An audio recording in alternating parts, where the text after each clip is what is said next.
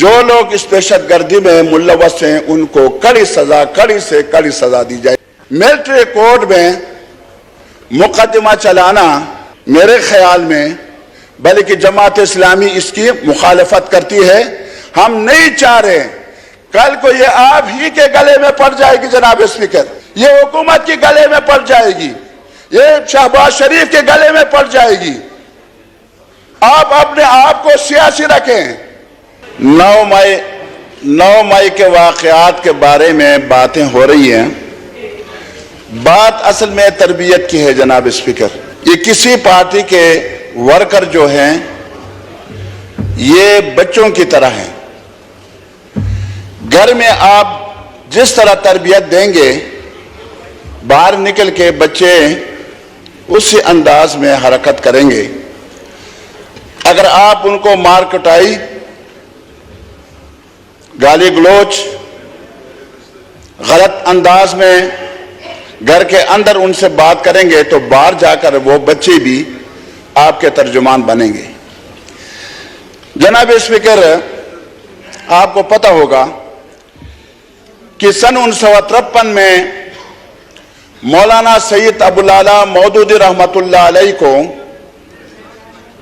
صرف اسی بنیاد پر کہ انہوں نے ایک پامفلٹ، ایک کتاب لکھی، اس کا نام تھا ختم نبوت، اور اس کی پاداش میں ان کو پھانسی کا حکم ہوا، اور ساتھی آئے، ان سے کہا کہ آپ صدر مملکت کو رحم کی اپیل کریں، لیکن سید ابوالعلا مودودی نے کہا کہ اگر میری موت آسمان میں لکھی ہو تو دنیا کی تمام طاقتیں یکجا ہو کر بھی مجھے نہیں بچا سکتے۔ اور اس وقت بھی جماعت کے کارکنان اور اراکین جماعت اسلامی کے احتجاج کیے۔ سن 1963 کی بات میں آپ کو بتاؤں، سید مودودی رحمۃ اللہ علیہ ایک جلسے میں خطاب کر رہے ہیں، فائرنگ ہو رہا ہے، اور اس میں ایک جماعت اسلامی کا رکن شہید ہو رہا ہے، اور اس شہید کو لوگ اٹھا رہے ہیں، لیکن مولانا اپنے کارکنوں کو کہہ رہے ہیں کہ آپ آرام سے تشریف رکھیں، اور لوگ مولانا کو کہہ رہے ہیں کہ آپ بھی تشریف رکھیں۔ مولانا کہہ رہے ہیں کہ اس وقت اگر میں بیٹھ جاؤں تو کھڑا ہونے والا کون ہوگا؟ اور یہ مرحلہ بھی گزر جاتا ہے، لیکن سید مودودی رحمۃ اللہ علیہ امیر جماعت اسلامی پاکستان ہونے کے ناطے کارکنوں کو گراؤ جلاؤ کا حکم نہیں دیتے، کسی پاکستان کے ادارے پر چڑھکائی کا حکم نہیں دیتے۔ جناب اسپیکر، اس کے ساتھ ساتھ ڈاکٹر نذیر کو شہید کر دیا گیا، اور مولانا جان محمد عباسی کے ساتھ جو کچھ ہوا، اور ابھی بلوچستان میں امیر جماعت اسلامی پاکستان جناب سراج الحق پر جو خودکش حملہ ہوا، میں آپ کا بھی اور اس ہاؤس کا بھی شکریہ ادا کروں گا کہ آپ نے کل متفقہ طور پر ایک قرارداد، یہ ایک اظہار یکجہتی ہے، ہر پارٹی کا لیڈر ہم سب کا قابل احترام، سب کے لیے قابل احترام ہے، تو آپ لوگوں نے متفقہ طور پر ایک قرارداد یہاں سے پاس کی۔ میں اپنے طرف سے، جماعت اسلامی کی طرف سے اور سراج الحق کی طرف سے آپ کا شکریہ ادا کرتا ہوں، لیکن اس کے باوجود وہاں ہمارے کارکن زخمی ہوئے، اور سراج الحق صاحب نے بجائے اس کے کہ وہاں وہ جلوس نکالتے اور توڑ پھوڑ کرتے، بلکہ ان زخمیوں کو ہسپتال لے جانے میں مدد کی، وہاں گئے، اب مریضوں کے ساتھ ملاقاتیں کی، ان کے پاس رہے، پھر جلسہ عام بھی کیا، پھر پورے پاکستان نے آپ نے دیکھا، میں خود یہاں اسلام آباد میں مظاہرہ تھا، اس میں شریک ہوا، چترال سے لے کر کراچی تک ہر ضلع میں، ہر تحصیل سطح پر احتجاجی مظاہرے ہوئے، لیکن کہیں بھی معمولی سا کوئی نقصان، ایک شیشہ بھی نہیں ٹوٹا۔ 9 مئی کے جو ٹارگیٹڈ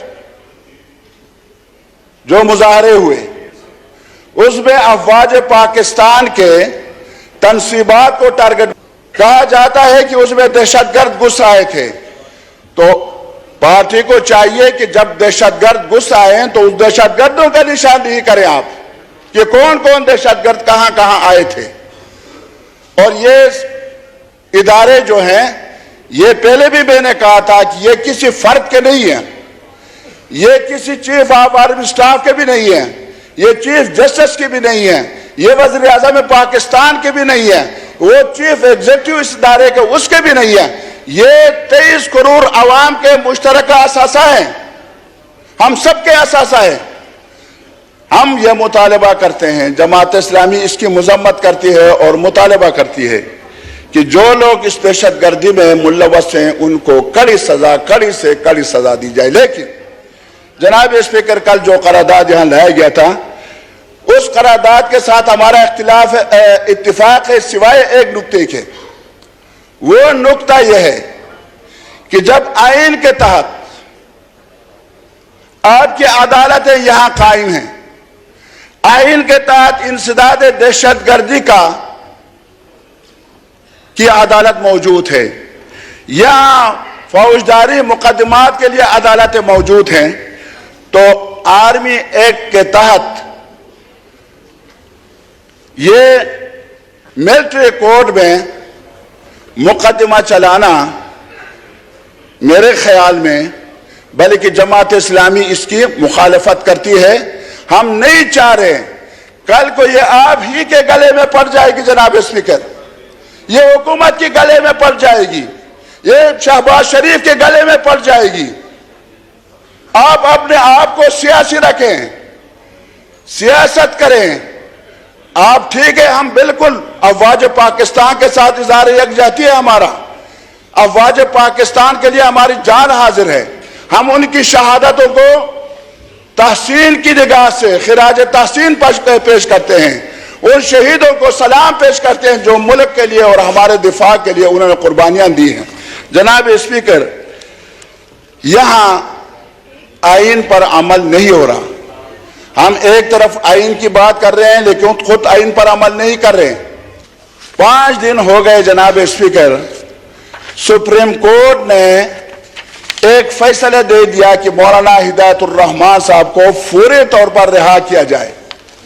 آج 5واں دن ہے جناب اسپیکر، اور وہ پروانہ رہائی، وہ آرڈر سپریم کورٹ کا ابھی تک بلوچستان نہیں پہنچا.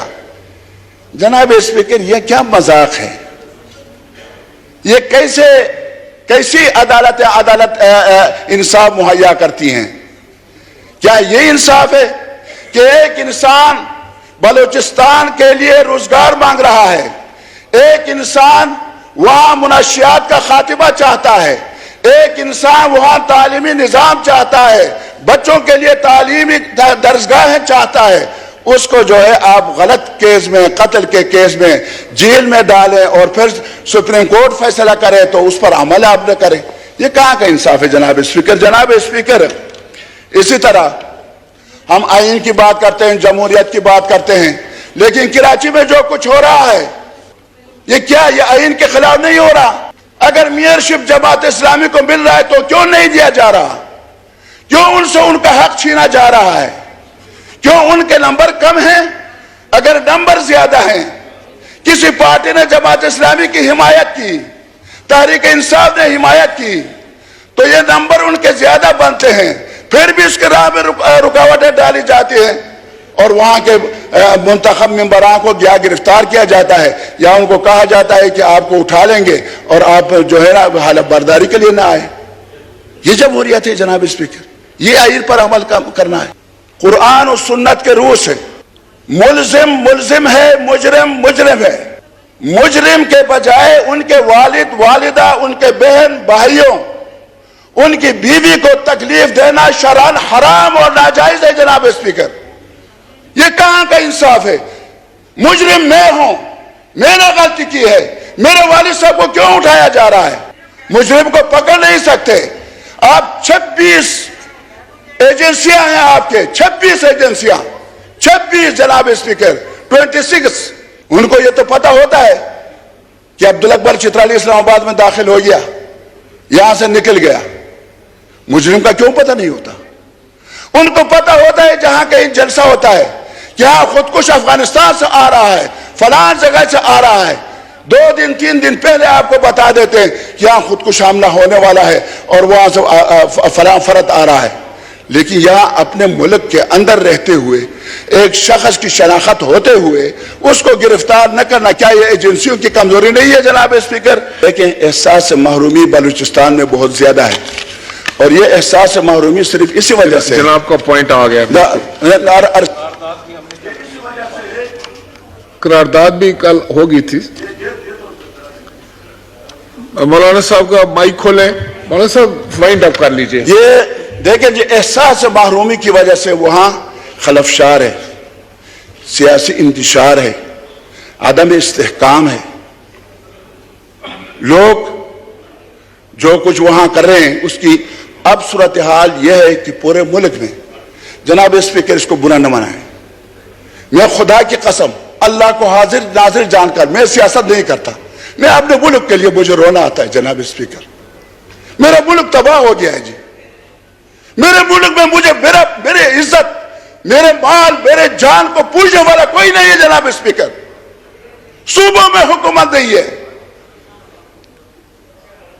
کوئی بھی یہ نہیں کہہ سکتا کہ اب گھر سے میں نکل رہا ہوں خیر خیریت سے میں واپس گھر آ سکتا ہوں، یعنی یہی صورتحال بلوچستان میں ہے، یہی صورتحال کراچی میں ہے، یہی صورتحال لاہور میں ہے، یہی صورتحال آپ کے اسلام آباد میں ہے، یہی صورتحال پشاور میں ہے۔